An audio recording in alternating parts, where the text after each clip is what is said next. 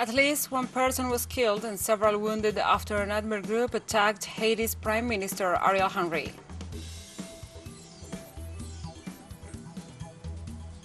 In the United States, President Joe Biden signed a defense bill that defies Beijing by inviting Taiwan to military exercises in the Pacific.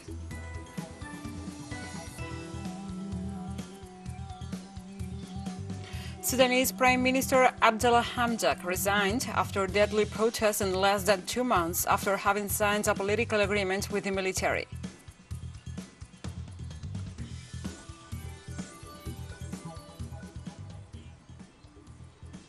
From the headquarters of TeleSUR English in Havana, Cuba, this is From the South. I'm your anchor, Gladys Quesada, and these are the news. At least one person was killed and several wounded after an armed group attacked Haiti's Prime Minister Ariel Henry.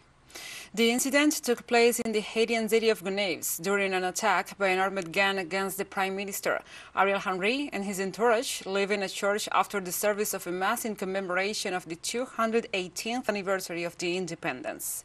The person, whose identity is not known, was killed in the middle of the shooting between members of an armed gang in the Raboro sector and the security forces that protected Henry and other officials, according to Haitian media. Due to the failed attack against Henry, the other events that were scheduled by the commemoration of the independence of Haiti from France were cancelled.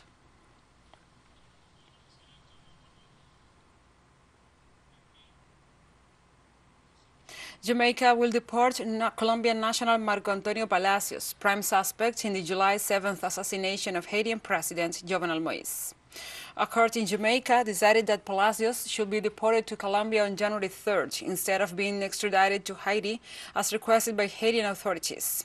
Colombian ex-military officer Palacios, subject to an Interpol arrest warrant, was arrested in mid-October in Jamaica after 3 months on the run. The assassination of former Haitian President Jovenel Moïse was allegedly carried out by a commando made up of former Colombian army personnel, plus other suspects with links to the Drug Enforcement Agency and the U.S. Federal Bureau of Investigation.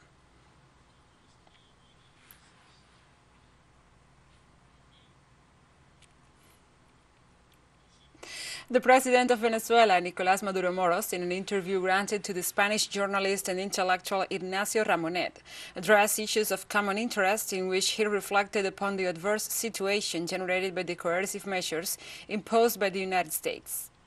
These elections are not easy because the blockade and the sanctions have created problems in public services, problems in the daily life of the people, and a part of the population does not understand that it is because of sanctions, and has created confusion and discomfort in part of the population, which is not what they are looking for.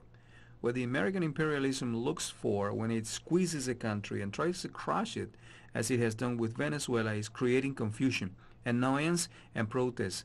That is what they are looking for with their unilateral coercive measures, the persecution of economy, the public finances, and trade. President Maduro accused the Washington government of sabotaging the dialogues that were being held in Mexico with the country's oppositions. I can say that we were already entering into the big issues, topics like re-institutionalization of Venezuela, of the economy, of the criminal sanctions, of everything. I mean the life of a country. And once again, when we were already entering into the big issues that had been pre-agreed, when we were going to give good and great news for the country, once again, the government of the United States, the State Department, took an action that they knew beforehand was going to provoke the breakdown of the dialogues. Do you think it was sabotage? I think it was sabotage. I expressly think so.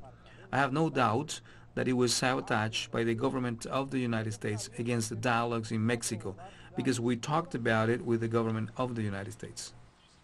President Maduro made a balance of the government's management as well as the management of the pandemic. This year, 2021, the Brazilian variants arrived here. The two Brazilian variants, the most lethal Delta variant arrived here. They all entered through Colombia and Brazil. And now we have just detected the Omicron variant. We have maintained in relation to the world an exemplary control over the pandemic, especially what they call the developed world, the United States, Europe, and all those countries regarding infections and deaths and percentages too. We have used the 7+7 method when we started to advance in vaccination. We had already vaccinated 40% of the population We restarted on-site classes, and we also allowed flexibility with biosecurity measures, but total flexibility. This is how November and December have worked, and it has been spectacular, with people in the streets, in public squares, boulevards, parks, parties. It has been a truly tremendous Christmas. People are happy, and despite the great movement of people, our people take care of themselves. They really take care of themselves. In economic matters, the president reported a growth of more than 7% in the last half of 2021. We eliminated 6 zeros from the Bolivar, and from a psychological point of view, we strengthened the management of the Bolivar.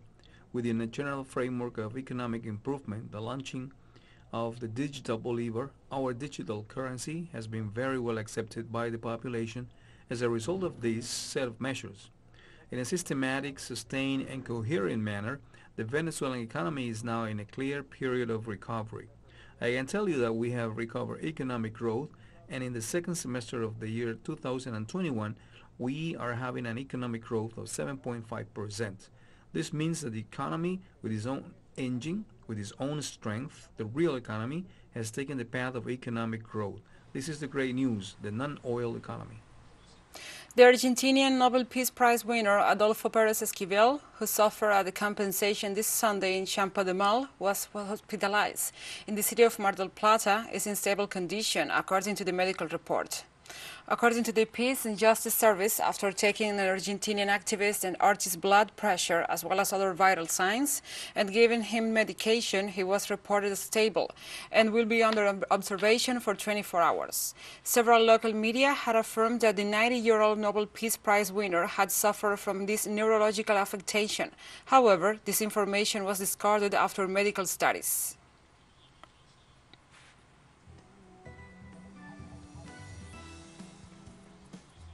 And we'll be right back after this very short break, so don't go away.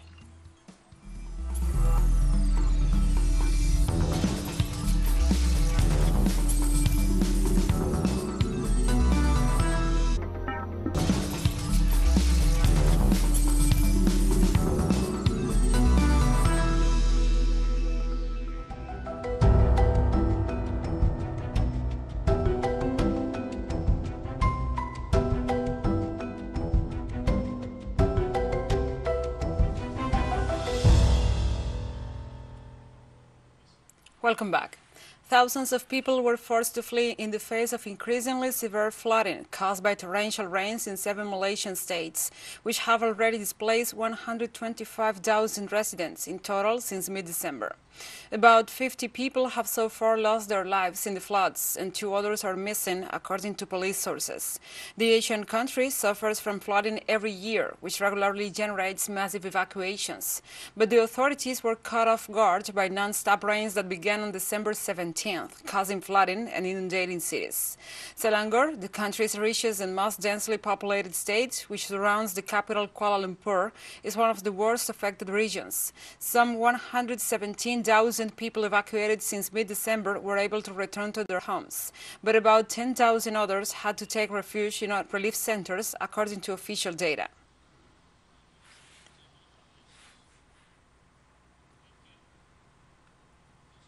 In the United States, several kilometers of beaches were closed after a massive sewage spill from drains in Los Angeles.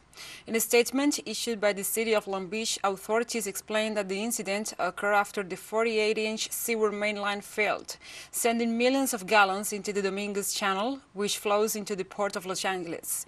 They also said that the temporary closure will be carried out on 7 miles of their beaches. Los Angeles County Supervisor Janice Hahn warned of the danger posed by a spill of this magnitude and called for an investigation of the pipes and sewers to determine whether they were defective.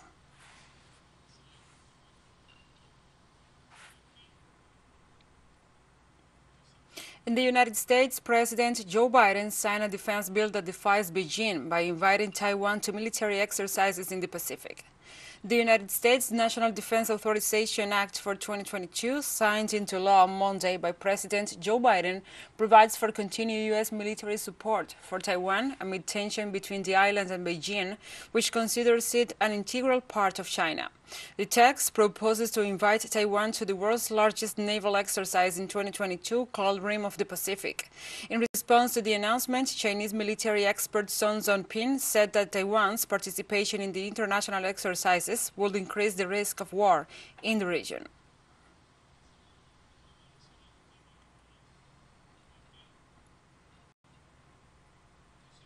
In Russia, at least 5 people were killed and 21 others were injured in a bus accident in the Ryazan region of Russia.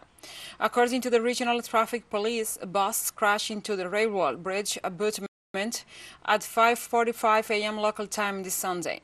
A total of 49 passengers were in the vehicle. According to initial reports, the driver reportedly lost control of the bus.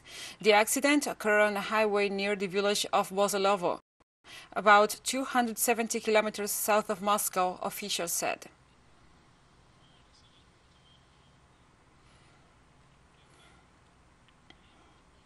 And Finland doesn't rule out the possibility of becoming a new member of the North Atlantic Treaty Organization in the near future, despite warnings from Russia. The Prime Minister of Finland, Sanna Marin, recalled that this decision is part of the right of each country to choose its own security policies. A similar message was expressed by Finnish President Sauli Niinisto, who also underlined that Finland's freedom of choice also includes the possibility of military alignment.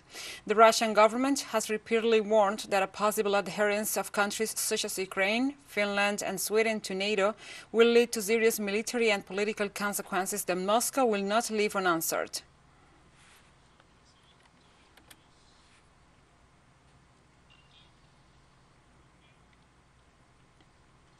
Central banks around the world are placing their bets on one more time on gold versus the dollar as the reserve in their vaults. According to data compiled by the Japanese daily Nikkei Asia from specialized firms, gold reserves in the world's central banks have reached their highest value in 31 years. These organizations have increased their reserves by more than 4,500 tons of the precious metal in the last decade.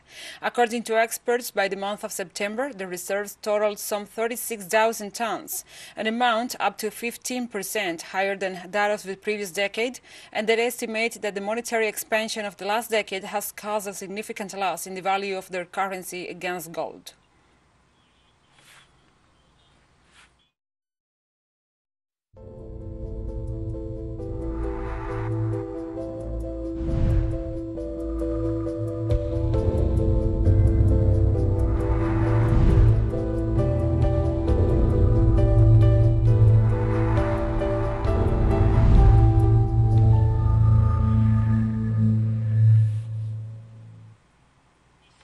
Now we address other topics. Italy is just a few days away from the introduction of further restrictions for the unvaccinated on January 10th.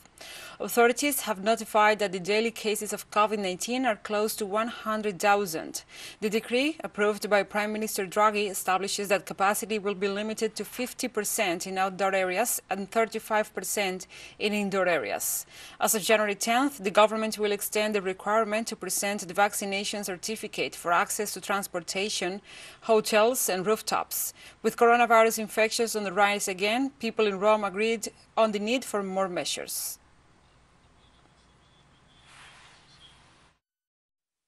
Green Pass for Green Pass, done well, and I do not understand how so many people have not yet been vaccinated in this country. And seeing the situation as it is now, and also the cases now in January after New Year's Eve, we also need to do something more. Perhaps everything has been set up wrong. I don't think we can do without restrictions anymore. At this point, I am not saying that vaccination should be compulsory, but at least for work, it is important that everyone should be vaccinated, not so much for the sake of greater safety, but precisely for the sake of protection. Bolivia received a donation of almost 2 million doses of anti-COVID-19 vaccine.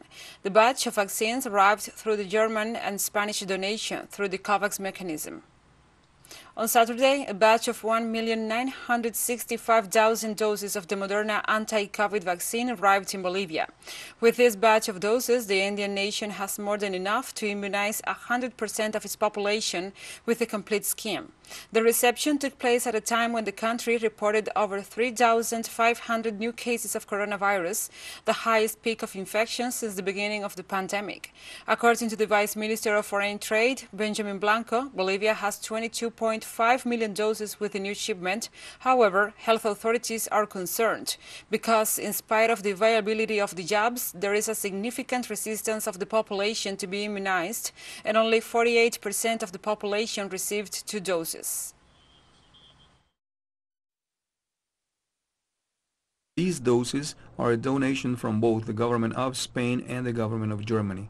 On the part of Spain, we are receiving 1,493,000 doses, and on the part of the government of Germany, we are receiving 473,000 doses. With these that has just arrived, we have already reached 22.5 million doses, more than the 22.5 million doses, which is enough for 100% of the population over 5 years of age, and to guarantee the booster dose too. And we have more stories coming up after this final short break, so stay with us.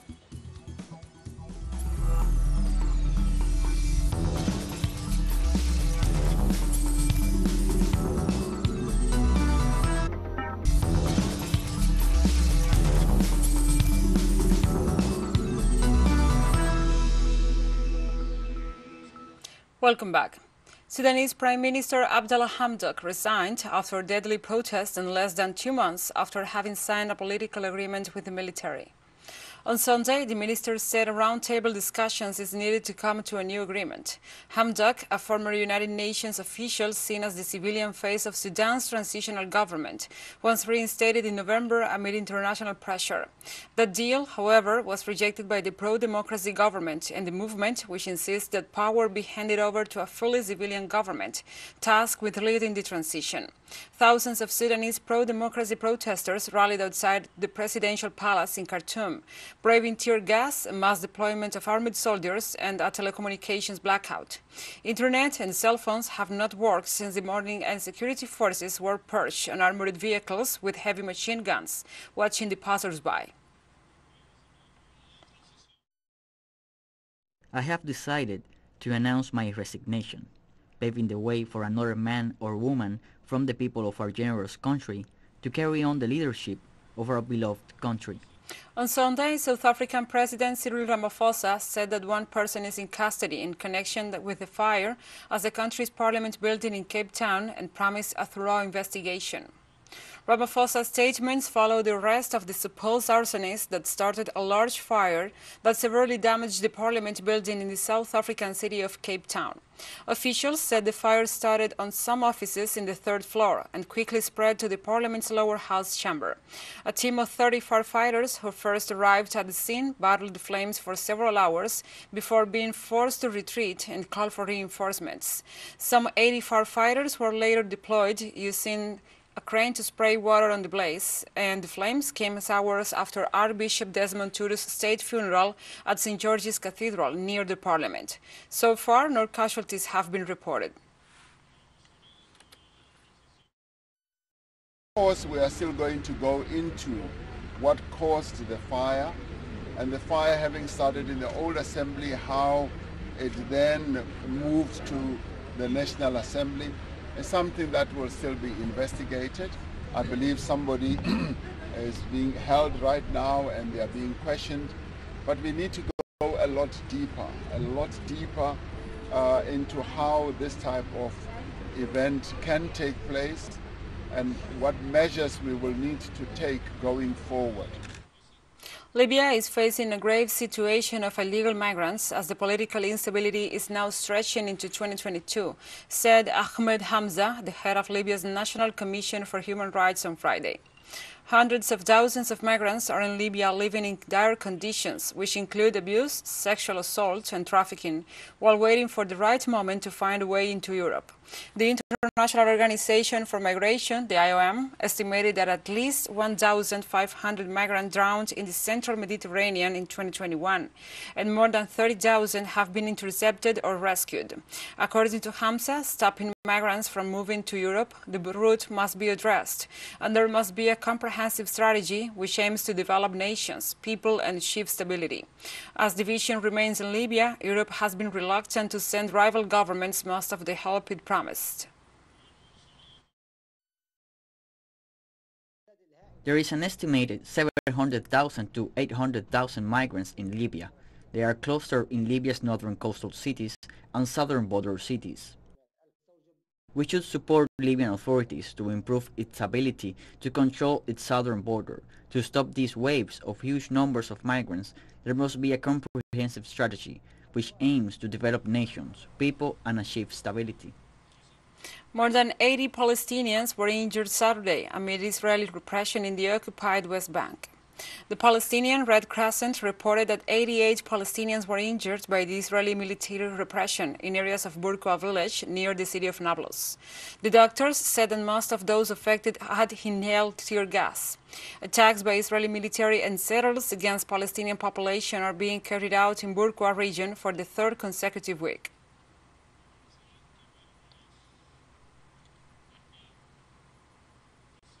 Protesters in Afghanistan's capital, Kabul, called on Sunday for the international community to recognize the Taliban government.